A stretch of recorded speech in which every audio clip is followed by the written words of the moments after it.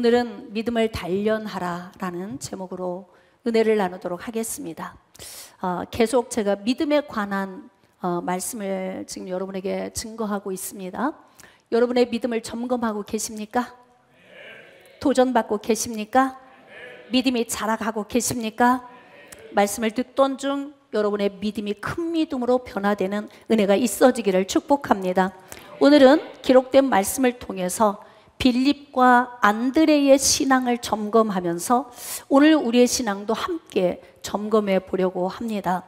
여러분, 믿음은 어느 날 갑자기 생기는 것이 아닙니다. 운동한 분량에 따라 근력이 점점 단단해지고 근력이 생기는 것처럼 영적 근력도 동일합니다. 그러므로 오늘 말씀을 통해서 우리는 어떻게 믿음을 단련받는가, 무엇을 통해서 믿음의 단련이 시작이 되는지 기록된 말씀을 통해 은혜를 나누도록 하겠습니다. 자, 본문 말씀으로 나아갑시다. 요한복음 6장 5절 이하의 말씀입니다. 예수께서 눈을 들어 큰 무리가 자기에게로 오는 것을 보시고 빌립에게 이르시되 우리가 어디서 떡을 사서 이 사람들을 먹이겠느냐 하시니.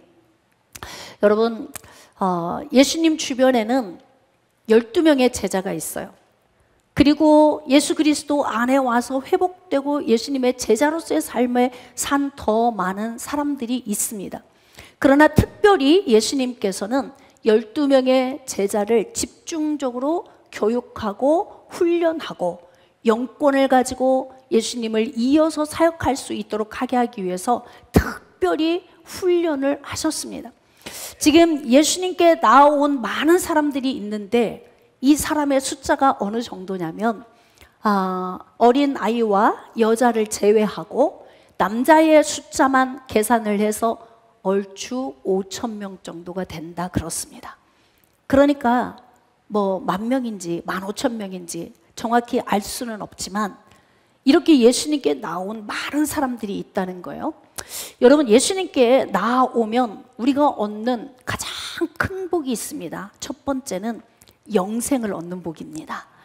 예수 그리스도가 길과 진리와 생명이 되시기 때문에 예수 그리스도를 믿는 믿음으로 인하여서 영원한 생명을 얻게 되는 거죠.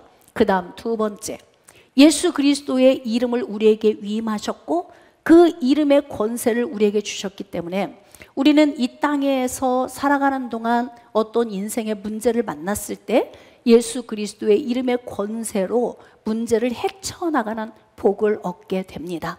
그런데 중요한 건 예수 그리스도의 이름의 권세를 활용하려면 힘이 있어야 되는데 그 권세를 들을 수 있는 힘은 바로 믿음이라는 거예요. 근데 믿음을 들고 인생의 삶의 문제를 헤쳐나가야 되는데 중요한 것은 이 믿음이 없다는 것이 문제라는 거예요.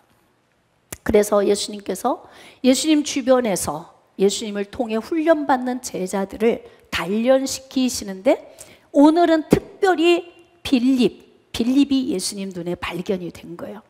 여러분, 예수님 주변에 가장 먼저는 천국 복음을 듣고 싶어서 온 사람, 영생을 얻고 이 땅에서의 삶도 회복되고 싶어서 온 많은 무리들이 모여 있습니다. 각가지 가지고 온 문제의 유형은 다르지만 어쨌든 인생의 무거운 짐을 지고 예수님께로 나왔어요. 예수님께서는 계속 말씀하십니다. 수고하고 무거운 짐진 자들아 다 내게로 오라. 내가 너희를 쉬게 하리라. 할렐루야. 오늘도 인생의 무거운 짐을 지고 나오셨다면 오늘 예수님께로 가까이 나아가십시오. 그러면 예수님께서 우리의 모든 짐을 대신 져 주실 것입니다. 이렇게 예수님께 나온 많은 사람들이 있는데 밥을 먹어야 될 때가 된 거예요. 예수님은 하나님의 아들이시고 곧 하나님이시기 때문에 불가능이 없으신 분이십니다. 이것을 해결함에 있어서 제자들과 상의해야 할 문제도 아니에요. 남자만 5,000명, 여자와 아이가 또 그 이외에 존재하고 있기 때문에 얼마나 많은 식량이 필요하겠습니까? 이건 예수님이 하셔야 되는 거지 예수님의 제자들이 해결할 수 있는 문제도 아닙니다. 자, 이제 여기서 궁금. 예수님의 제자들이 해결할 수 있는 문제도 아닌데 왜 예수님은 이때 예수님의 제자 중 한 사람인 빌립에게 이러한 질문을 하셨을까? 바로 믿음을 단련하시기 위한 것입니다. 다시 5절. 예수께서 눈을 들어 큰 무리가 자기에게로 오는 것을 보시고 빌립에게 이르시되 우리가 어디서 떡을 사서 이 사람들을 먹이겠느냐? 어디서 떡을 사지? 이 사람들을 어떻게 먹이지? 자, 그러면 여러분은 어떻게 대답하시겠습니까? 어떻게 대답할 수 있을까요? 고민하셔야 돼요. 성경 말씀을 묵상할 때 나라면 예수님이 나에게 이렇게 지금 질문을 하셨다면 나라면 어떻게 대답을 할 것인가? 적어도 이 정도의 대답은 나와야 되지 않을까요? 예수님이면 할 수 있습니다. 이렇게 대답을 해야 됩니다. 그런데 지금 예수님이 어디서 이 사람들을 음식을 구해서 어떻게 먹이지? 라고 빌립에게 질문을 했어요. 자, 그런데 예수님의 의도성이 있었다는 겁니다. 6절입니다. 이렇게 말씀하시면 친히 어떻게 하실지를 아시고 빌립을 시험하고자 하심이라. 여러분, 이 시험이라고 하는 테스트는 하나님께서 하나님의 백성들을 단련시키는 방법이기도 합니다.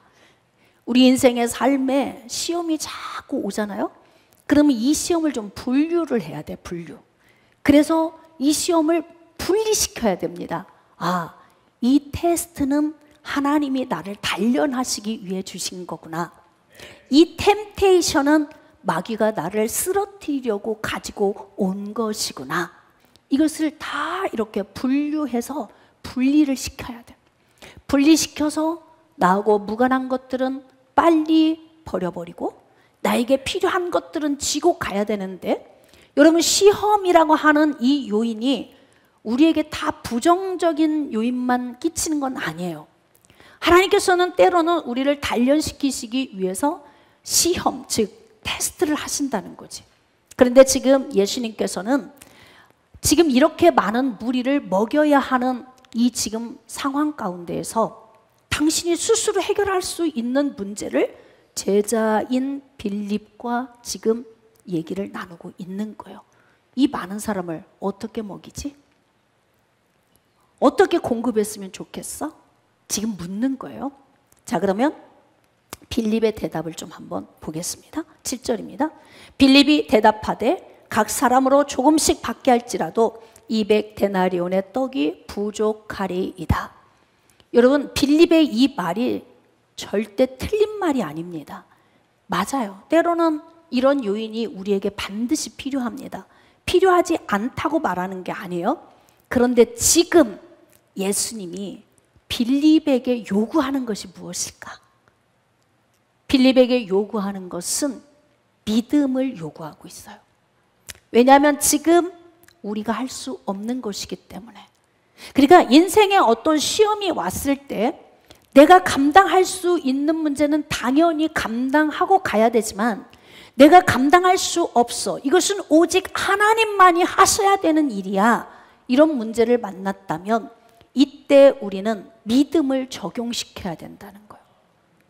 그런데 지금 빌립은 믿음을 적용시키지 못하고 있어. 지금 200데나리온 정도 되어야 이 문제를 해결할 수 있습니다. 만약에 200데나리온이 있어도 해결할 수 있을까요? 이 많은 사람의 음식을 어디서 순간에 구합니까?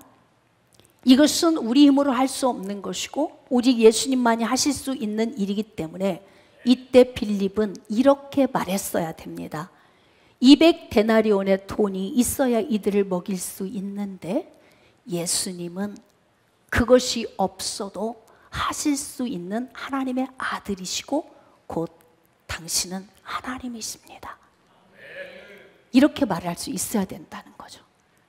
그런데 빌립은 예수님의 제자로서 지금 훈련을 받고 있는 과정 중에서 아직 빌립의 믿음은 너무나도 여리고 연약하다는 거예요.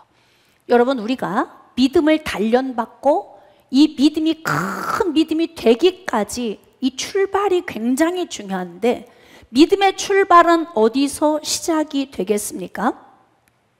여러분, 믿음의 시작은 순종에서 출발합니다. 그 옆에서 누가 듣고 있냐면 예수님의 제자들 가운데에서 지금 이 대화를 듣고 있어요. 왜 하필이면 꼭 빌립이었을까? 빌립은 속으로 이렇게 생각했을 거예요. 왜 꼭 저 질문을 나한테 하신 거야? 믿음도 없는데. 근데 이 마음이 계속 증폭돼. 왜 증폭이 될까? 누군가가 순종이라고 하는 행동을 시작했기 때문에 그래. 내가 안 되면 다 안 되는 게 아니에요. 내가 없기 때문에 이 일은 안 될 거야. 이렇게 생각하는 것 자체가 문제라는 거죠. 빌립의 생각 자체가 자기 안에서 눌리기 시작할 거예요. 왜냐하면 뭔가 예수님은 나한테 지금 요구한 것이 있는데 내가 예수님이 원하는 대답을 못하고 있다는 거.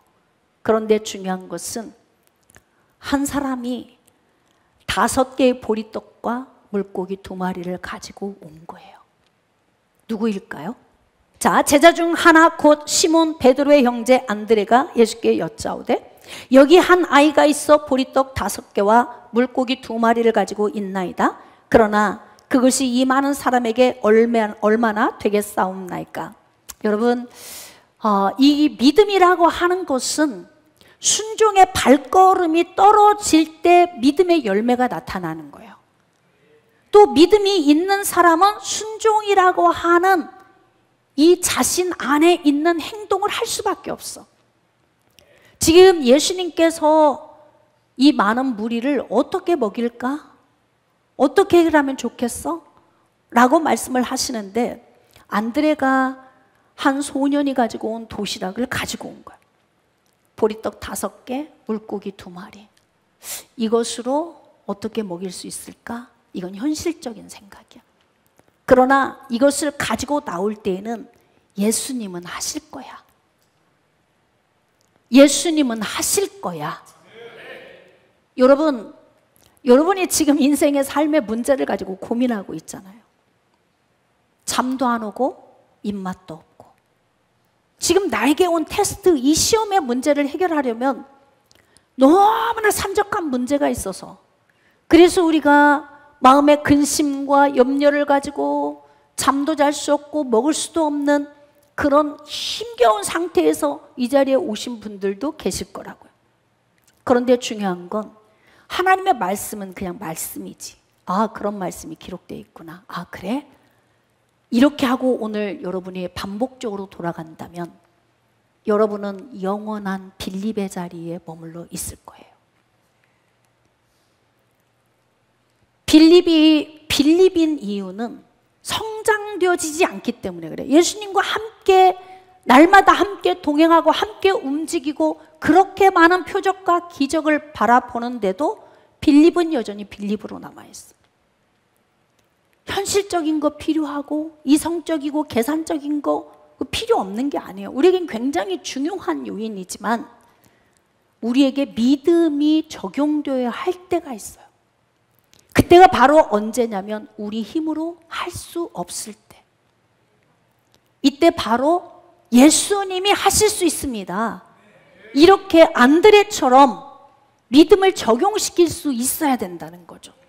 그래서 안드레는 보리떡 5개와 물고기 2마리를 가지고 예수님께 나왔어요. 자, 이때 빌립의 심리적인 요인을 한번 묵상해 봅시다. 이때 빌립은 어떤 마음이었을까?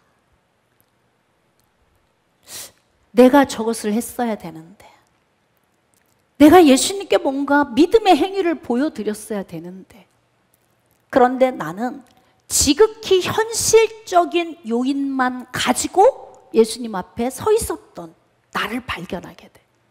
그러면서 안드레를 보면서 자기 안에서 부끄러움이 올라왔을 거예요.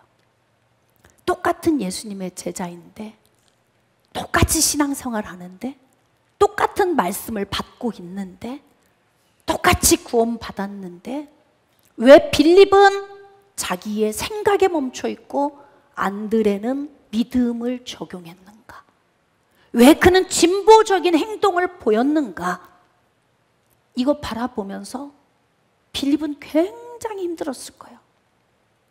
같은 공간에 있는데 예수님의 똑같은 제자인데 어떤 사람은 기적을 만들어내는 원동력이 되고 어떤 사람은 인간적인 생각으로 계산기만 두드리고 앉아 있었으니 빌립의 심정이 어떤 심정이었겠어? 근데 그 광경을 지켜보는데요, 예수님께서 안드레가 가지고 온 보리떡 5개와 물고기 2마리를 놓고 축사를 하시고 그리고 떼어 주셨는데 다 먹고 남았어. 그래서 12바구니를 거뒀습니다. 자, 빌립 어떤 마음이었을까?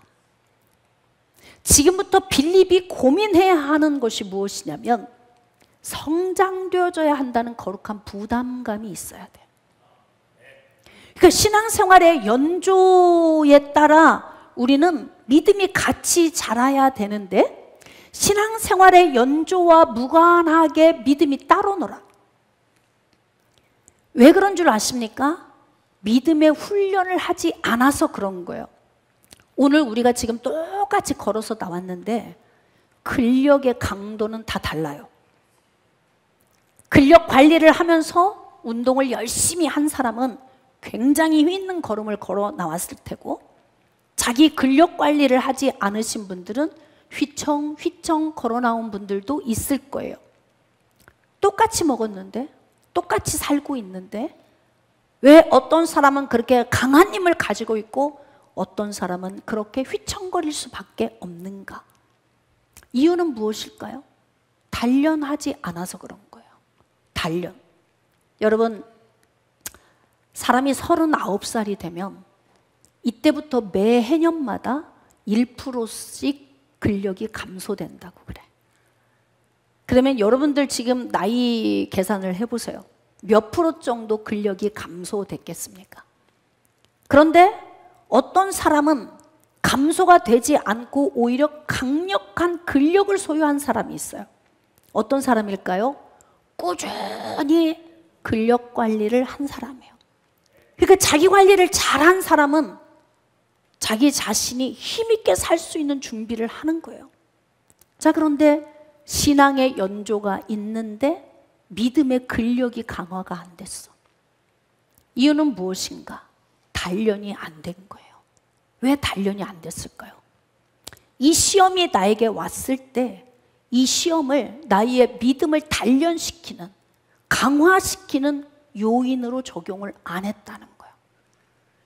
여러분, 지금 빌립을 시험하시려고 예수님께서 여러 명의 제자가 있는데 특히 빌립을 콕 집어서 테스트를 했다는 거예요. 이 많은 사람을 어떻게 먹였으면 좋겠냐? 방법을 한번 제시해 볼래? 지금 이렇게 예수님이 질문하셨거든요. 여러분, 빌립은 나중에 순교합니다. 지금의 빌립이 영원한 빌립은 아니에요. 지금의 내가 영원한 내가 아니듯이 우리는 연약한 가운데에서 믿음이 자라가고 그 자라간 믿음을 언젠가는 적용하면서 주를 위해 죽기까지 충성할 수 있는 사람이 될 수 있어요. 할렐루야. 오늘 믿음 없음을 책망하기 위해서 이 말씀을 증거하는 것이 아니라 이렇게 연약한 빌립도 예수님을 위해 순교까지 자기의 삶을 드린 것처럼 우리도 거기까지 가기를 원하고 이 말씀을 증거하는 것입니다. 사랑하는 여러분, 우리의 연약함을 한번 돌아봅시다. 왜 우리는 이렇게 믿음이 연약하지? 왜 믿음을 적용하며 살지 못했지? 그것은 여러분 스스로가 믿음을 단련시키지 않았기 때문에 그렇습니다. 그러면 이 믿음의 단련을 어떻게 하는 거예요? 믿음이 자라는 출발점에서 어떤 요인이 있어야 될까? 제가 계속 믿음에 관해서 다루면서 여러분 큰 믿음을 소유하기 위한 말씀을 계속 전하는데, 여러분 아직 믿음의 한 걸음도 걸어나가지 못했다면 이 걸음을 걸어나가기 위해서는 어떤 요인이 필요하냐 이 말이죠. 그러면 빌립은 안드레를 눈여겨보면서 여기서 가슴을 찢으며 아파했어야 되는 거예요. 어떻게? 안드레를 보면서 집에 돌아가서 아파해야 돼. 예수님이 나를 테스트했고 그 테스트에 나는 통과하지 못했어. 그럼 나는 이유가 무엇인가? 그리고 예수님이 기적을 나타냈던 그 요인의 전반적인 것을 묵상을 할 때 여기서 깨달아야 되는 거예요. 아, 믿음이 활동하려면 무엇으로 출발해야 되는가? 어때? 여러분 대답하실 수 있겠습니까? 믿음이 자라가고 자란 믿음이 움직이고 활동하고 삶에서 적용시켜서 표적과 기적의 요인을 만들려면 무엇으로 출발해야 이러한 은혜의 자리로 나갈 수 있는가? 안드레를 보면서 여러분은 무엇을 느끼십니까?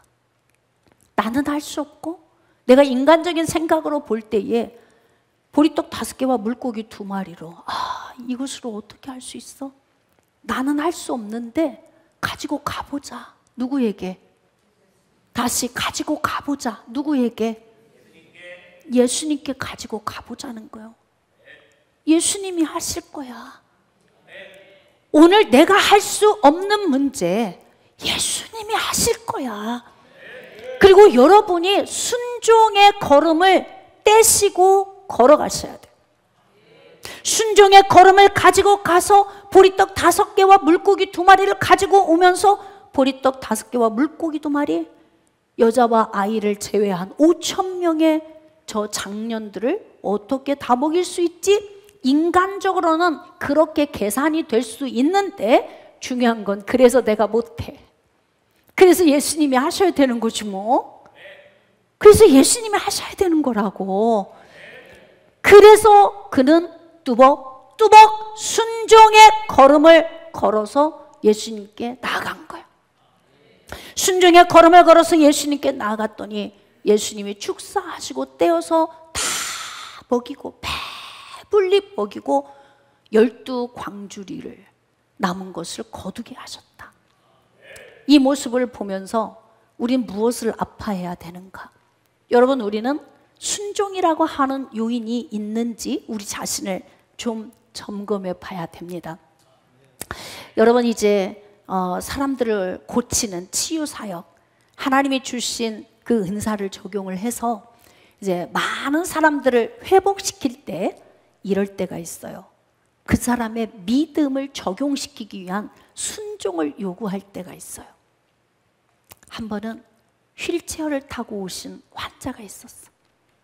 휠체어를 타고 오셨는데 저한테 기도를 받으면 나을 거라는 확신을 가지고 오신 게 아니라 주양 목사님이 이렇게 은사가 있어서 많은 사람을 회복시킨대, 이 소식을 듣고 온 거예요. 근데 자기 속에서는 나을 수 있을까? 진짜 나아질까? 이런 마음이었던 거예요. 이제 오셨어요. 성전에 와서 기도를 받을 때 제가 그분에게 이런 질문을 했어요. 집사님이신데, 집사님, 혹시 지금 예수님께서 집사님을 고쳐주실 것을 믿으십니까? 그랬더니 그분 하시는 말씀, 제가요 자리에서 일어설 수만 있어도요.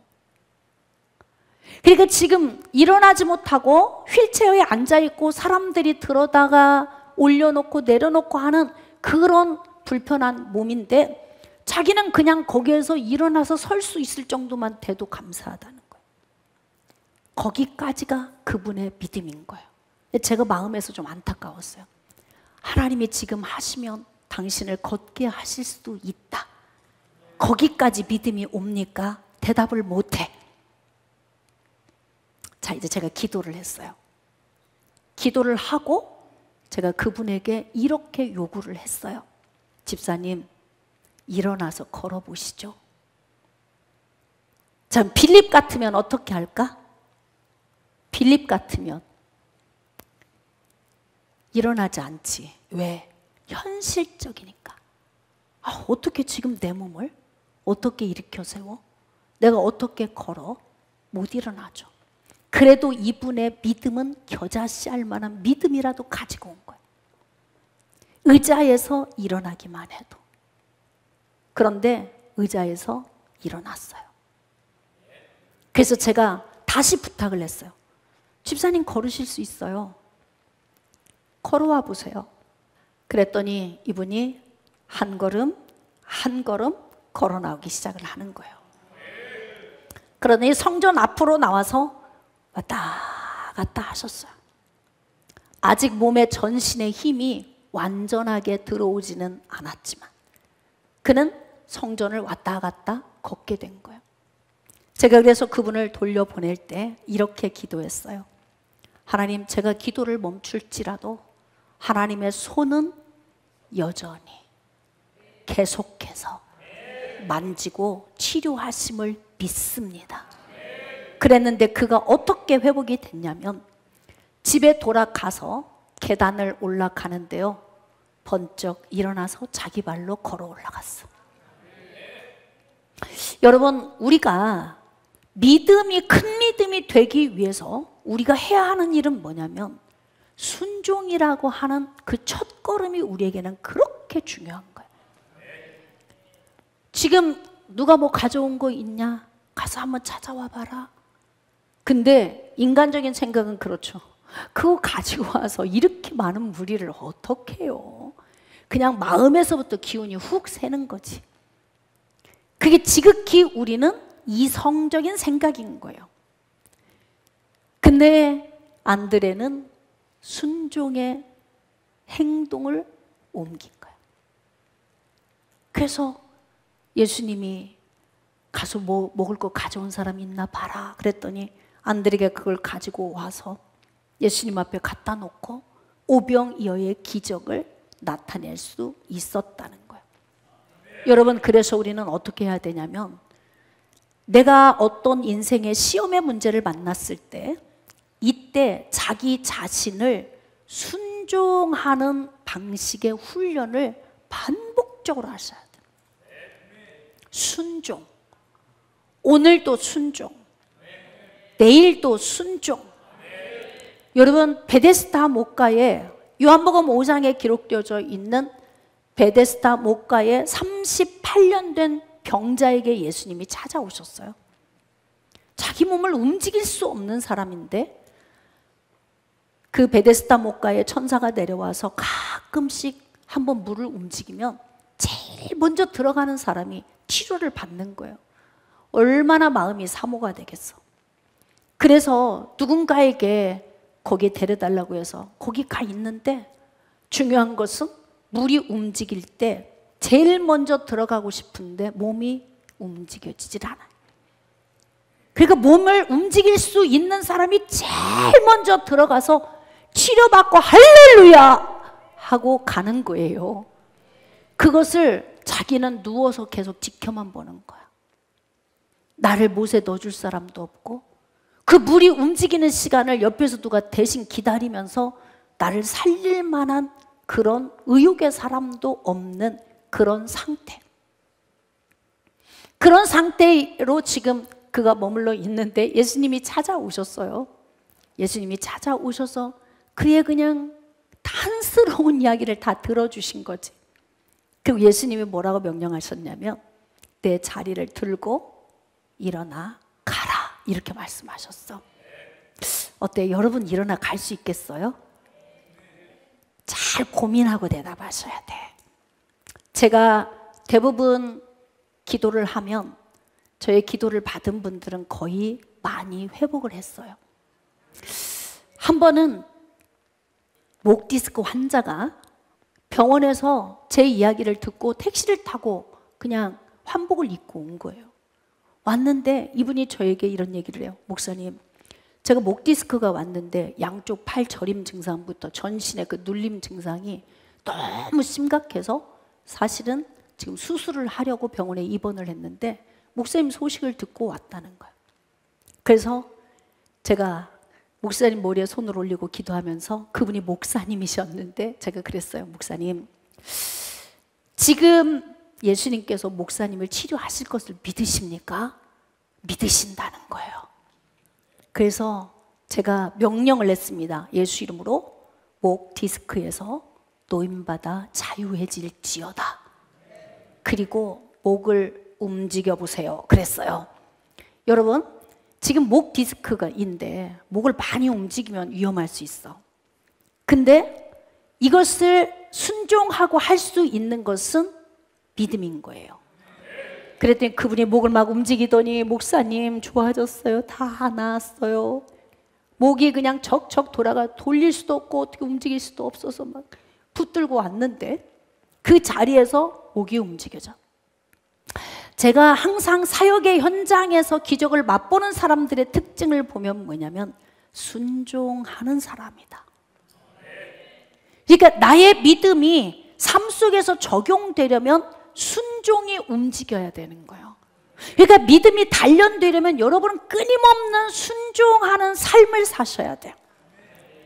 오늘도 아멘 하라고 그러면 아멘 하고, 두 손 들고 하라면 두 손 들고 하고, 여러분 가슴에 손 올리라면 이 순종이 제사보다 낫다. 왜인 줄 아십니까? 여러분이 가슴에 두 손을 올릴 때 여러분 안에 계신 성령께서 역사하십니다. 여러분이 두 손 올리고 찬양하며 높여드릴 때 이게 항복이에요. 하나님, 항복입니다. 저는 아무것도 할 수 없어요. 오직 하나님만이 주인 되십니다. 두 손을 드는 이유는 항복한다는 의미예요. 그러니까 나의 어떤 태도 하나하나 이런 것마저도 여러분이 순종할 수 있는 것은 여러분의 믿음이 활동하고 있다는 거예요. 그러니까 여러분의 믿음이 활동하고 있는 것을 무엇으로 보여줄 수 있냐면 순종으로 보여줄 수 있다는 겁니다.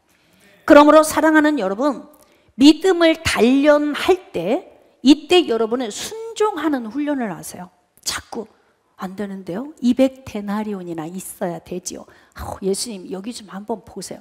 어떻게 됩니까? 그 정도의 돈이 있어야 이 사람들을 먹일 수가 있지요. 그리고 순종을 안 해. 예수님이 요구하는 것을 하지 않는 거예요. 그러니까 예수님은 빌립의 그 신앙의 수준을 알고 빌립을 계속 단련시키는 거예요. 여러 명의 제자들이 있는데 그 기적의 자리에 빌립이 눈에 띄었어. 그래서 빌립은 이때 굉장히 눌리고 아파하면서 어떻게 해야 되냐면 고민을 했어야 된다 이 말이에요. 나는 왜 못했지? 안드레는 기적을 나타내는 통로로 쓰임받았는데 나는 왜 그렇게 쓰임받지 못한 거야? 그러니까 시험은 아픈 거거든요. 그래서 막 잠도 안 오고 나 혼자 막 부딪히는 거야. 그런데 이 시험을 주신 목적은 바로 뭐냐면 단련하기 위한 거예요. 자, 야고보서 1장 2절 이하입니다. 내 형제들아 너희가 여러 가지 시험, 테스트를 당하거든 온전히 기쁘게 여기라. 무슨 시험이 기쁘겠습니까? 그냥 시험이 오면 아프죠. 쓰리고 아프고 고통스럽죠. 힘듭니다. 그런데 성경은 뭐라고 말씀하시냐면 테스트 받을 때 기쁘게 여겨. 왜일까요? 테스트의 목적이 있어서 그래. 테스트 목적. 테스트 목적이 무엇일까요? 자, 3절입니다. 이는 너희 믿음의 시련이 인내를 만들어내는 줄 알미라. 인내를 온전히 이루라. 이는 너희로 온전하고 구비하여 조금도 부족함이 없게 하려 함이라. 우리에게 시험을 자꾸 주시는 이유는 뭐냐면 부족함이 없게. 인생의 삶에서 우리에게 필요한 요인을 채울 수 있는 믿음의 단련을 위해서 주신 거라는 거예요. 그래서 믿음을 단련하다 보면은 내 믿음의 키가 자라서 큰 믿음이 돼요. 그런데 중요한 건 이 시험의 테스트 현장에서 나에게 가장 중요하게 요구하는 요소가 있는데 그것이 바로 순종이라는 거예요. 권사님 이것 좀 하세요. 장로님 이렇게 하세요. 주의 종이 어떤 때 이렇게 이야기할 때 성도들도 알겠습니다 하는 성도들도 있는가 하면 그냥 고집 피우고 자기 생각을 말하고 어기는 성도들이 있어. 안타깝지 그럴 때. 그러니까 하나님께서 이 순종을 통해 주시고자 하는 복이 무엇일까? 그 복이 예비되어 있는데요, 우리는 빌립은 여전히 빌립, 나는 여전히 나. 아직도 나의 현실적이고 또 지식적이고 세상적인 나, 거기에 내가 그냥 머물고 있어. 여러분들에게 때로는 직분을 제가 이야기하면 그릇이 안 되는데요. 저도 알고 주거든요. 누구보다 누가 더 잘 알아? 영적 지도자가 다 알고 하거든요. 여러분 자신 스스로도 여러분을 잘 알지만 영적 지도자도 성도들 하나하나의 모든 영적 수준이나 이런 것들을 다 알아요. 그럼에도 불구하고 세워요. 이제 11월이 되면 직분자를 세우게 됩니다. 이럴 때 되면 꼭 반드시 또 못합니다, 안 합니다. 왜 못하는데요? 부족합니다. 알고 세우는 거라고. 그럼에도 아멘이라고 순종할 때 그때 여러분의 믿음이 단련되어지는 거예요. 그러므로 사랑하는 여러분, 온전하고 구비해서 조금도 부족함이 없게 하려고 단련을 시킨대요. 빌립은 굉장히 이성적인 사람이고 현실적인 사람이에요. 그런 사람이 여러분 이 땅에서는 멋있게 사는 사람이에요. 아무 개념도 없는 사람보다 낫잖아요. 그런데 중요한 건 그리스도인으로서는 거기에서 진보해야 된다는 거야. 한 걸음 진보해야 돼요. 어떻게? 그의 현실적이고 이성적인 것을 세상에서 적용하고 살지만 중요한 건 믿음 안에서 행해야 될 때는 순종이라고 하는 진보적인 신앙을 소유해야, 그래야 큰 믿음의 소유자가 될 수 있어요. 우리가 응답을 빨리 이루어내지 못하고 어떤 문제에서 빨리 자유해지지 못하는 건, 여러분은 이렇게 생각할 수 있습니다. 그래도 내 직분이 어떤 직분인데, 그 직분이 나를 세우는 게 아닌 거 아시잖아요. 직분이 내 믿음이 아닌 거 아시잖아요. 제가 여러분에게 솔직히 말씀드리지만 신앙의 연조가 있으면요, 장로 세워야 되고, 우리 교회에 나와서 헌신한 공로가 있으면 권사도 세우고, 그건 세워야 되는 거예요. 그 사람의 믿음만을 보고 세울 수 있는 건 아니에요. 예? 이번에 제가 등기소를 갔는데, 등기소에서 그 서류를 받음에서 우리 교회가 당회가 구성이 되지 않잖아요. 장로가 없으니까. 그래서 운영위원회 회의록을 가지고 갔는데, 어떻게 장로가 없을 수 있냐 교회에. 그래서 제가 딱 그 얘기했어요. 전 제 손으로 장로 세운 적이 없습니다. 왜냐하면 그릇들이 안 돼서요. 그 얘기했어. 가서 본인이 상식적으로 교회는 기본적으로 그래도 장로는 몇 명 있어야 되고 당회는 구성되어져야 되지 않느냐. 그건 그 사람의 상식인 거지. 그거는 당신의 상식입니다. 나의 목회 방침은 그릇이 안 되는 사람을 장로로 세울 수 없는 게 제 목회 방침입니다. 아멘입니까? 장로로 세워주면 뭐 할 거야? 그릇이 안 되는데. 여러분들이 평생 그냥 집사로 있어도 더 큰 믿음의 사람이 되어야 비로소 주님이 기뻐하는 사람이 되는 거예요. 그러니까 이제 우리가 여러분의 어떤 신앙의 연조나 아니면 직분이나 여기에 기준을 두지 말고, 지금 여러분이 가지고 있는 어떤 문제, 시험이라고 하는 이 문제에서 우리가 이겨낼 수 있는 건 순종이라고 하는 이 요인이 있어야 여러분이 진보적인 믿음의 사람이 될 수 있어요. 자기 생각을 꺾으십시오. 할렐루야. 내 생각을 내려놓으십시오. 예수님 앞에서는 대부분은 내 생각과 내 지식으로 나의 현실적인 직감으로 사는데, 지금 그걸 말하는 게, 그게 필요 없다고 말하는 것이 아니라, 우리는 세상에서 그렇게 살아야 되지만 예수님 앞에 나와서 믿음을 적용해야 되는 어떤 상황이 되었을 때, 그때 우리는 나를 내려놔야 돼. 빌립이 자기를 내려놓지 못하고 안드레 보면서 굉장히 부끄러웠을 거예요. 그리고 그 기적의 현장에서 어디 서 있을 자리가 없었을 거예요. 그게 누구 문제인가요? 오히려 예수님께 서운한 생각을 빌립이 가졌을 수도 있어. 그냥 자기 안에 있는 자격지심이죠. 예수님은 꼭 내 이름을 꼭 불러가지고, 나 말고 다른 사람 이름 불러가지고 기적을 나타냈으면 내가 이렇게 부끄럽진 않을 텐데, 내가 너무 부끄러워. 이렇게 생각하면 이 사람은 진보하지 못해요. 그런데 빌립은 뼛속 깊이 아파했던 것 같아요. 왜냐하면 나중에 예수님을 위해 순교까지 당하는 것을 보니까 할렐루야.